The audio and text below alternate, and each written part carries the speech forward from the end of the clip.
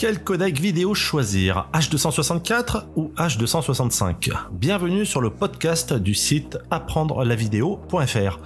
Lorsqu'on a terminé le montage de nos rushs sur notre logiciel de montage préféré, le premier obstacle auquel on se confronte, après le manque de place sur le disque dur, est bien souvent le codec dans lequel on décidera d'encoder notre vidéo, que ce soit sur support numérique ou sur support physique. On se retrouve face à une liste de noms de codecs qu'on a parfois du mal à saisir. Parmi eux, le H264 et le nouveau H265. Alors se pose la question, H264 ou H265 ? Quel internaute n'a pas un jour cherché un codec ou pack de codecs pour pouvoir lire une vidéo ? Et sinon, au mieux, il entendait juste le son. Comme je l'ai écrit dans un autre article, le codec vidéo dépendra surtout du support sur lequel votre vidéo sera diffusée. En effet, ce n'est pas aussi simple que la photo qu'il suffit souvent d'exporter en JPEG ou en PNG pour qu'elle puisse être vue partout. La vidéo a ce gros inconvénient qui est le choix du bon codec en fonction de la plateforme de diffusion. La notion de conteneur et de codec. Pour bien illustrer ce qu'est un conteneur et un codec, imaginez un pot, donc le conteneur, qui contient des lettres, le codec. Le lecteur vidéo, qui va décoder ce fichier, peut être assimilé à une personne qui a la clé du pot et qui va mettre les lettres dans l'ordre afin de former des mots et ensuite des phrases ayant un sens. En gros, le conteneur, aussi appelé format, est le fichier qui peut être apparenté à une boîte ou un pot dans lequel se trouveront le codec vidéo, le codec audio et parfois même le fichier de sous-titres. Lorsque vous avez une vidéo en .avi ou .mpa ou .move ou encore .mkv, le conteneur est cette terminaison après le point, ce que les vidéastes ont aussi l'habitude d'appeler format vidéo. Pour du MP4 par exemple, le conteneur est du MP4. Jusque-là, tout va bien.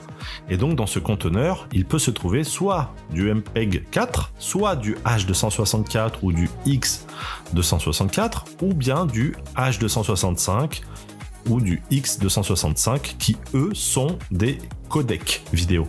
Accompagné à la piste audio, qui peut être en MP3, en AC3 ou en AAC, mais on reviendra sur les codecs audio dans un autre article, et parce qu'en vidéo on n'aime pas faire les choses simplement, ces codecs vidéo peuvent également se retrouver dans d'autres conteneurs. Eh oui, sinon ce serait trop facile. Donc le principal souci rencontré en vidéo, c'est ce fameux manque de compatibilité que toutes les plateformes multimédia ont. Pouvoir lire un fichier vidéo si un pack de codec n'a pas été installé avant. Effectivement, chaque codec a une affinité avec tel ou tel constructeur, Windows, Apple, etc. Mon but ici n'est pas de faire une liste complète des conteneurs existants aujourd'hui, mais plutôt de vous donner les plus utiles, les plus répandus, et surtout leur compatibilité en fonction du support multimédia sur lequel vous souhaitez diffuser. Le point MP4, donc il peut contenir du MPK, du H264, du XAVC, du VP9, donc le codec de YouTube, du H265 et même du MPEG 2, super logique, on est d'accord. C'est dire pourquoi il y a tant de personnes qui s'embrouillent avec les codecs. Le MP4 est très répandu mais n'est hélas pas compatible partout. Il passe sur les derniers smartphones, tablettes, TV connectées, PC et Mac, mais il ne passe pas sur les lecteurs DVD multimédia de salon qui ont un port USB par exemple. Le point Move, QuickTime, propriété d'Apple, très apprécié par les monteurs sur Mac sous Final Cut, ce conteneur peut contenir un sacré paquet de codecs. DV, DivX, WMV, MPEG-2, H264, X264, H265, DVC Pro, et j'en passe, mais n'est hélas compatible quasi uniquement que sur les supports Apple, Mac, iPad, iPhone et PC après installation de QuickTime. Le point AVI, le conteneur roi des années 2000, mais qui est selon moi destiné à disparaître très bientôt, sauf pour celles et ceux qui souhaitent regarder des vidéos à la définition standard. Il peut contenir les codecs DV, DivX5, Xvid et même H264, mais je ne garantis pas le confort de lecture ou de montage avec ce conteneur pour du contenu HD, sauf pour le format HDV. Le point MKV, le successeur du AVI pour la HD, la Full HD, la 4K et aussi la 8K. Conteneur libre, il peut contenir du DivX, du Xvid, du MPEG-2, du MPEG-4, du H264, X264 et du H265 ou X265, et j'en oublie sans doute. Il a de gros avantages par rapport aux autres conteneurs, comme par exemple la gestion des pistes de sous-titres de différents formats, le support des chapitres. Il peut également intégrer des pièces jointes, comme des images d'illustration par exemple, couverture ou jaquette, et pour finir, il permet aussi de chapitrer des vidéos comme de l'authoring Blu-ray. Le point MTS, le conteneur du format AVC HD, Advanced Video Codec HD, qu'on retrouve souvent sur les caméras Sony et Panasonic. C'est du MPEG-4 qui a également une déclinaison pour les disques Blu-ray, qui est le M2TS, MPEG-2TS. Ces formats sont lisibles nativement sur les lecteurs Blu-ray et c'est tout, ou presque. Il contient le codec H264, mais est en train de se faire remplacer par le XAVC-S, le nouveau format grand public de Sony pour ses caméras Full HD et 4K. Le point FLV Vidéo Flash qui utilise le lecteur Adobe Flash Player destiné au streaming à ses débuts, c'est un format destiné à disparaître très prochainement. YouTube n'utilise d'ailleurs plus ce format depuis un moment mais directement du MPEG-4. Le FLV peut contenir une variante du H264 ou du VP6, l'ancêtre du VP9, codec appartenant à Google pour YouTube, et les fichiers FLV peuvent être lus avec VLC par exemple.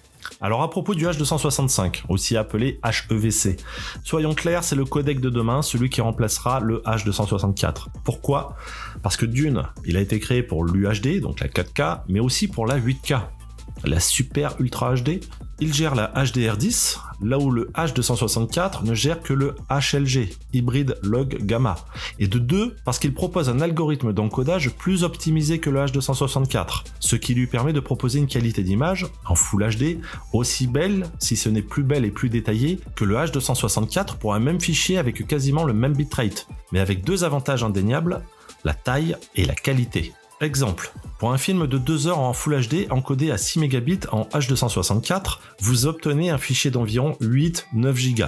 Alors qu'avec le codec H265, réglé sur un bitrate inférieur, 5 Mbps par exemple, vous obtenez un fichier de 5 Go avec la même qualité d'image, voire plus belle. Un bitrate de 10 Mbps en H265 suffit pour obtenir une vidéo 4K de qualité. Vous l'aurez compris, l'algorithme est totalement différent du H264. Il permet ainsi aux services de streaming de proposer du contenu 4K sans nécessiter trop de bande passante. Même chose pour les flux vidéo en direct. Mais tout ceci a un prix. L'inconvénient du H265 est qu'il est gourmand en ressources lors de l'encodage. Il vous faudra une très bonne configuration informatique pour pouvoir faire du montage avec ce codec ou pour faire un export. Son algorithme demande beaucoup de ressources au processeur. Un appareil comme le X-T4 de Fuji par exemple propose l'enregistrement interne 4K DCI en 4.2.0 10 bits uniquement en H265 dans un fichier .mov. Si je switch sur le H264, l'appareil m'indique que j'aurai des limitations d'échantillonnage des couleurs. En gros, bye bye les 10 bits. Autre détail, il est désormais pris en charge par YouTube, ce qui n'était pas le cas auparavant. Si vous venez jeter un coup d'œil sur l'article, vous verrez en illustration un comparatif entre les deux codecs. Contrairement au macro-bloc de la norme H264, l'encodage H265 traite les informations dans ce que l'on appelle des unités d'arbre de codage, des CTU, Coding Free Units, alors que les macro-blocs peuvent couvrir des blocs de 4 par 4 à 16 par 16 pixels maximum, les CTU peuvent traiter jusqu'à 64 par 64 pixels, ce qui leur permet de compresser les informations plus efficacement.